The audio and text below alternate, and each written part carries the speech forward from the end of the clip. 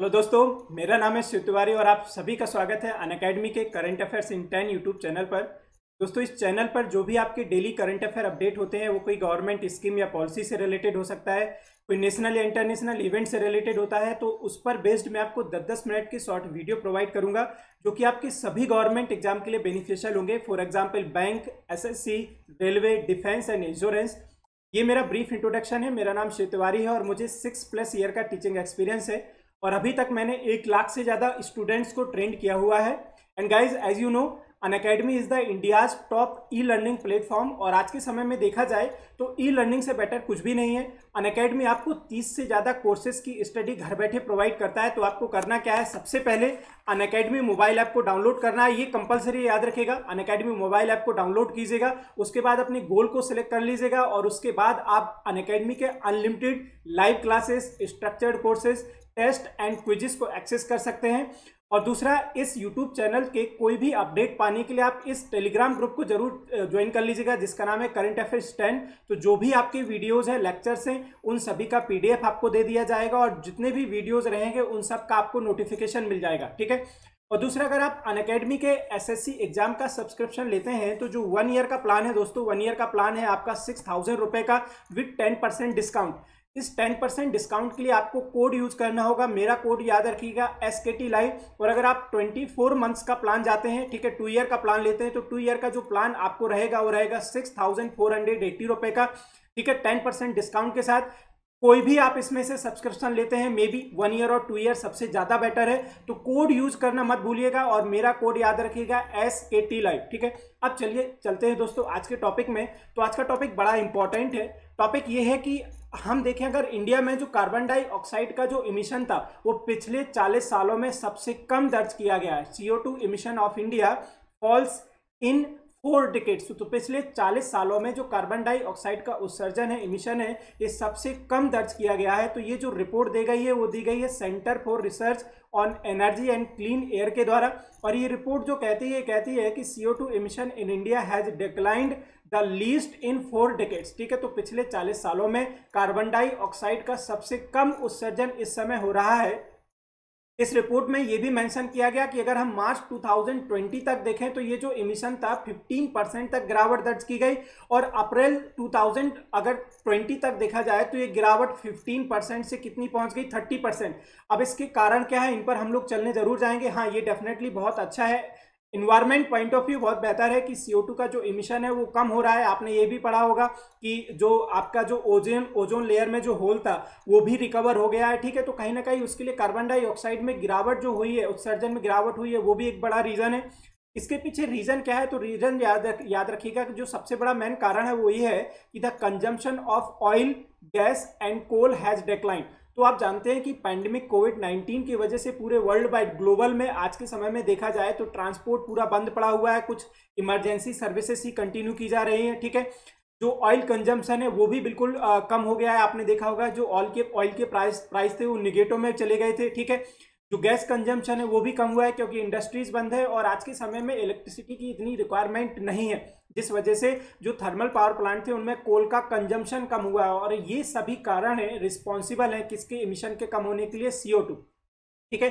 अब कारण देखते हैं कि CO2 इमिशन के लिए कौन कौन सी चीज़ें रिस्पॉन्सिबल हैं। तो अगर रिस्पॉन्सिबल चीज़ें देखा जाए तो CO2 पॉल्यूशन के लिए जो सबसे ज़्यादा रिस्पॉन्सिबल है, याद रखिएगा, वो है पावर सेक्टर और दूसरा ट्रांसपोर्ट सेक्टर। तो आप जानते हैं कोविड-19 की वजह से जो ट्रांसपोर्ट सेक्टर है वो इंडिया का डिक्रीज हुआ है, इमरजेंसी सर्विसेज को ही कंटिन्यू किया जा रहा है। और बाकी जो पावर सेक्टर है ये भी कम हो गया है क्योंकि अभी इंडस्ट्रीज, बहुत से कारखाने हैं जो बंद पड़े हुए हैं, उतनी पावर की हमको रिक्वायरमेंट नहीं है, जिससे कोल कंजम्पशन डिक्रीज हुआ है। दूसरा जो सबसे बड़ा कारण होता था वो था फॉसिल फ्यूल का कंजम्पशन होना, लेकिन वो भी इस समय डिक्रीज है।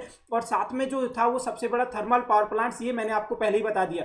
तो हमारे इंडिया में जितनी भी इलेक्ट्रिसिटी प्रोड्यूस होती है, जितनी भी पावर जनरेट होती है, वो सबसे ज्यादा भाग जो हमारा इलेक्ट्रिसिटी का जनरेट किया जाता है वो कोल थर्मल पावर प्लांट से। उसके बाद और भी कुछ अदर सोर्सेस हैं, जैसे हम सोलर एनर्जी की बात करने जाए, विंड एनर्जी की बात करने जाए, न्यूक्लियर एनर्जी की बात करने जाए, लेकिन ये सभी सोर्सेस बहुत कम है। जो सबसे बड़ा मेन सोर्स है इलेक्ट्रिसिटी जनरेशन का, वो है थर्मल पावर प्लांट।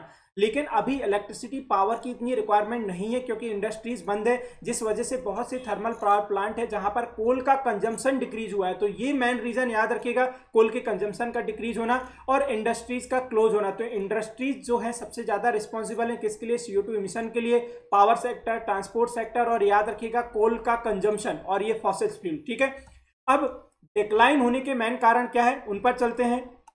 तो जो डेक्लाइन होने के मेन कारण है वो सबसे बड़ा कारण यही है कि कोविड-19 की वजह से इस समय लॉकडाउन चल रहा है। और आपने मालूम किया, आपने देखा होगा कि प्रधानमंत्री जो है उन्होंने अभी रिसेंट स्पीच में इंडिकेशन भी दिया था कि जो लॉकडाउन 4.0 है वो अगेन फर्दर कंटिन्यू किया जाएगा। ठीक है, तो कोविड, ये जो लॉकडाउन की वजह से अभी ट्रांसपोर्ट सेक्टर पूरा क्लोज है, कुछ एसेंशियल सर्विसेज ही चलाई जा रही है, जिस वजह से जो पॉल्यूशन है वो कम हुआ है। ठीक है, हम लोग रिन्यूएबल एनर्जी में स्विच कर रहे हैं, तो ये सबसे बड़ा मेन कारण है, ये याद रखिएगा।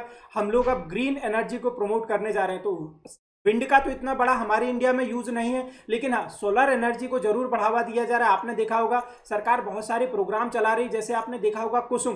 पहले किसान, अगर हम बात करें तो उनको इलेक्ट्रिक प्लांट लगा के दिए जाते थे, जिससे वो अपने खेतों में जो उनकी फील्ड थी, फार्मिंग फील्ड थी, उनमें इरिगेशन के काम कर सके। लेकिन अब उनको इस कुसुम प्लान के तहत सोलर प्लांट लगा करके दिए जा रहे हैं। ठीक है, दूसरा सरकार एक और प्रोग्राम चला रही है सूर्य मित्रा। ठीक है, तो सरकार के नंबर ऑफ इनिशिएटिव हैं जिन इनिशिएटिव में हम लोग सोलर एनर्जी पे बढ़ावा दे रहे हैं। ठीक है, दूसरा आपने देखा होगा कि सरकार इस समय LED लाइट को बढ़ावा दे रही है, जिसका एक नाम है, आपने पढ़ा हो, उज्ज्वला, उन्नत ज्योति अफोर्डेबल टू ऑल। तो कहीं ना कहीं ये जो LED लाइट है ये कम पावर का कंजम्पशन करती है और पावर का कंजम्पशन कम होगा तो कहीं ना कहीं कोल थर्मल पावर प्लांट में जो कोल का कंजम्पशन वो डिक्रीज हो जाएगा, जिससे CO2 इमिशन कम होगा। ठीक है, तो ये इनिशिएटिव याद रखिएगा, बहुत से एग्जाम में पूछे गए हैं। ये सरकार के द्वारा कुछ इनिशिएटिव हैं जो लिए गए हैं सोलर एनर्जी को प्रमोट करने के लिए। उजाला याद रखिएगा, कुसुम याद रखिएगा जो फार्मर्स के लिए चलाया जा रहा है, और ये सूर्य मित्रा। दूसरा आपने एक और देखा होगा कि इंडिया ने 2015 में एक अलायंस बनाया था, एक इंटरनेशनल ऑर्गेनाइजेशन जिसका नाम था सोलर अलायंस।